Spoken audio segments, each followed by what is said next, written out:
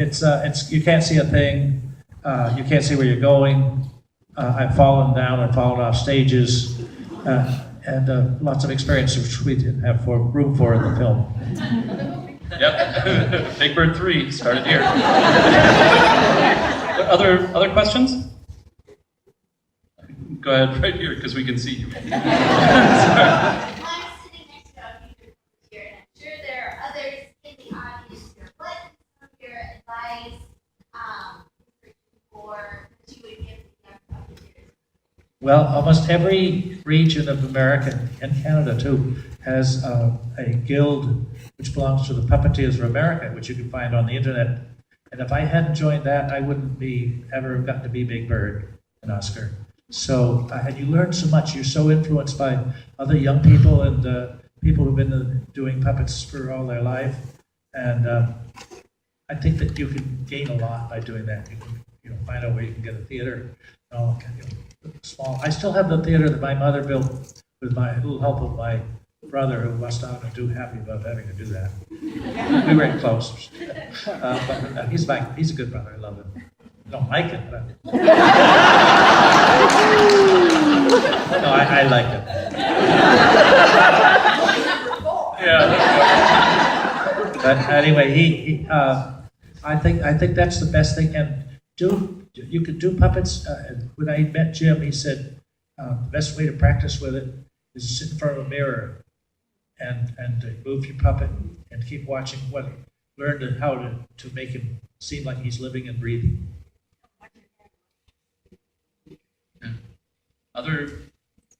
Yeah, go ahead. On that note, I just had a quick question about Bruno, the garbage man. Yeah. Very Oscar around.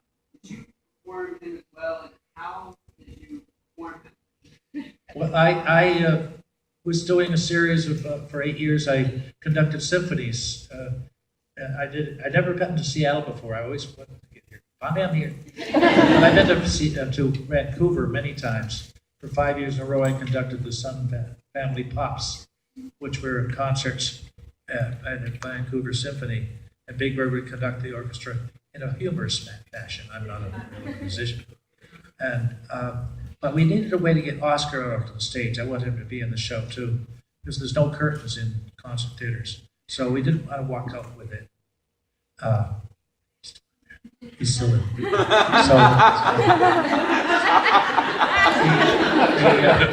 So I was watching the Gong Show, which was quite a while ago, and there was a very clever woman who did a puppet. You couldn't tell she was the clown pushing the baby carriage, but only her legs were doing it. It was a puppet pushing it. She was the bottom of the legs. She had shoes on that looked like they're going backwards for a clown. And in the baby carriage was her in a baby bonnet, and the puppeteer herself was the baby. And I thought that was the cleverest thing. And she didn't even win. I thought it was. So I got the idea of doing coming with a trash man who would have big arms, pick up a trash can, and meanwhile my hands are inside the trash can, which was really very light. It was kind of, some kind of plastic. And they built this costume for me. At first, he was very heavy set, trash man, and so he would walk out with Oscar, and I finally put him on roller skates because I was a good skater. And so I've used him for years. And a couple of years ago, I said, "How come you never write any things for Bruno anymore?" And they said, "He doesn't exist anymore." I said, "What happened to him?" Foam plastic is not stable, and after about 8 years, it turned to powder. And they said he just disintegrated. I said, "Well, why don't you please build a new one?" They said it cost $20,000 to build it. So I said, "Bye, Bruno." I feel like there's a question in the back corner over there somewhere. All right, apparently there wasn't. Okay, there is someone that we can see. Yes, okay, go ahead. What made you decide that these were the right filmmakers to tell your story? Well, they're the only ones who ever approached me.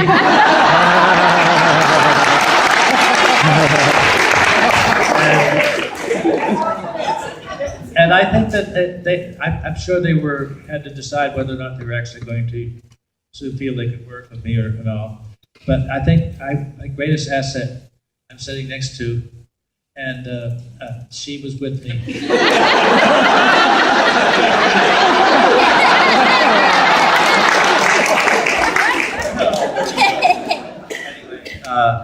So we immediately felt that we could work with these guys because you could tell that they're smart and they're also human. They're very nice to work with, which I think is what the thing I always liked about the way the show Sesame Street progressed, because he was just a novelty character to start with, and but I decided it should be a child instead of some big goofy guy, which we started with. And he got to be almost more human than the humans, only because of the scripts. Wonderful scripts gave him stories to do. And in answer to the earlier question, what other things? Mostly, all those ideas were generally done by the writers themselves as they worked together. But if I had anything else to do with him, I always wanted to.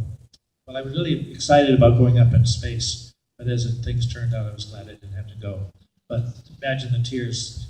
I never did get to meet Christy McAuliffe, but it was that would have been a very exciting thing to add to it if I had successfully gone up and come back. And I'm glad I did. Yes, there's something. The very first meeting we had with Caroll, he actually, we were sitting there with Caroll and Deb, and we're like, pitching our little hearts out. Oh, this is why we're the right ones to do the movie. And then this happened. Oscar came out and started making fun of us, and there's nothing like that. Yeah, one of the highlights of my life is in that meeting, Oscar said I was boring. That was pretty great.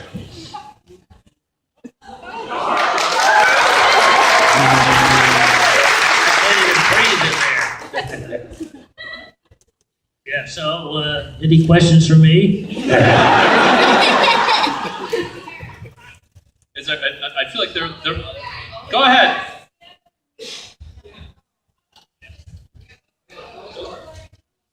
Say it loudly. Yes?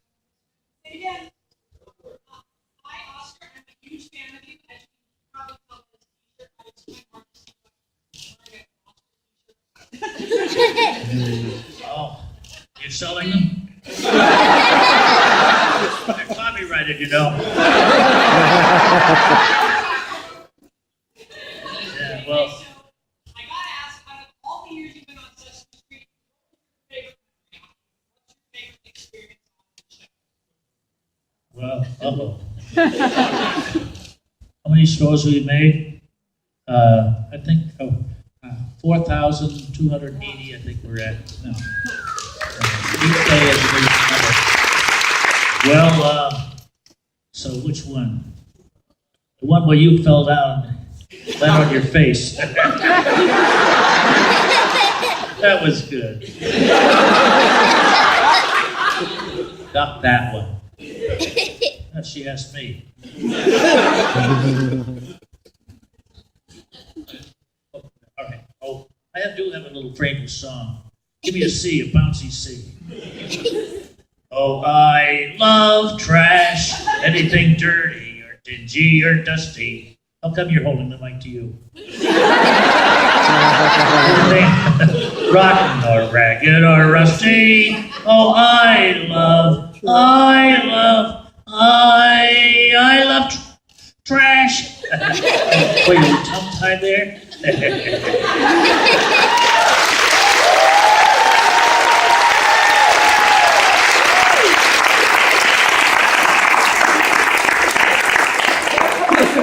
I've never liked him. We've got time for probably a couple more questions here. Anything? Another one way in the back. Go for it. Hey Oscar, was it hard being grouchy? No, it's a lot easier than smiling. A lot of people seem to know that. Did you ever notice that? I like to turn a smile upside down.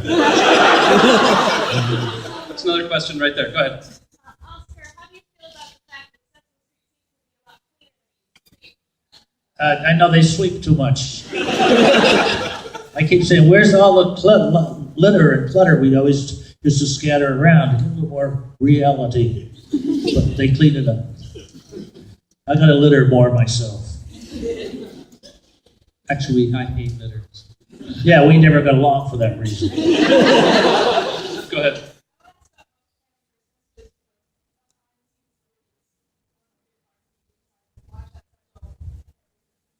Me too.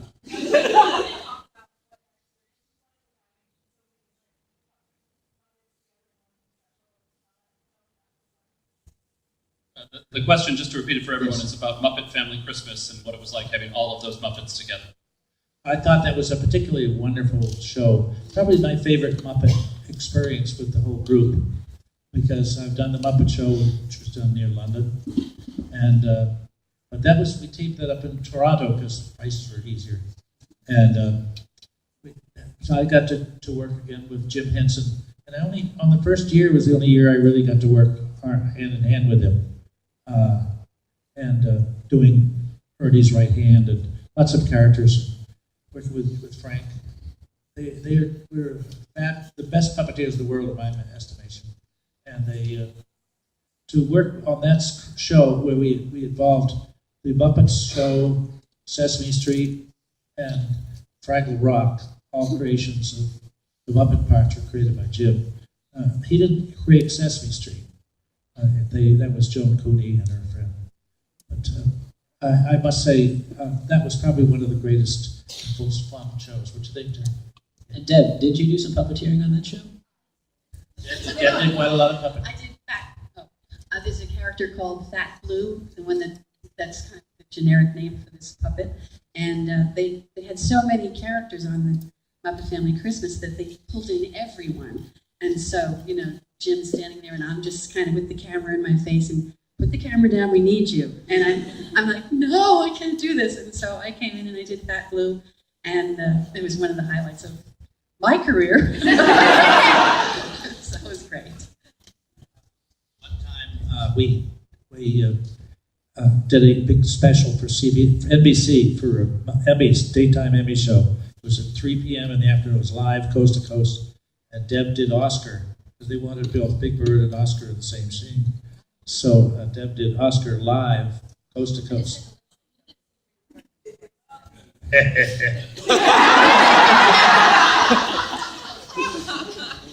Well, I've talked to the management, and we've successfully canceled the 4 o'clock, the 7 o'clock, and the 9:30. Sit back, relax, we're going to go on for hours. No, I'm unfortunately joking, and we do have to get the next film in here.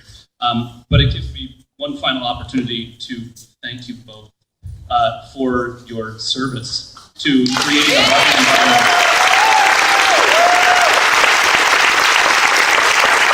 I'm glad you didn't thank me. Never thank the Grouch. You won't get any satisfactory answer. I would not give you that delight, Oscar. Thank you, though, for speaking up.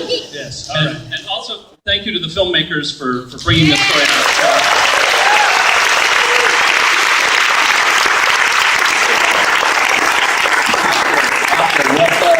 What number was this screening brought to you by? What number was this screening brought to you by? This was brought to you by the number 5. Hint, hint, hint. When you go out and write on your ticket, think of the number 5.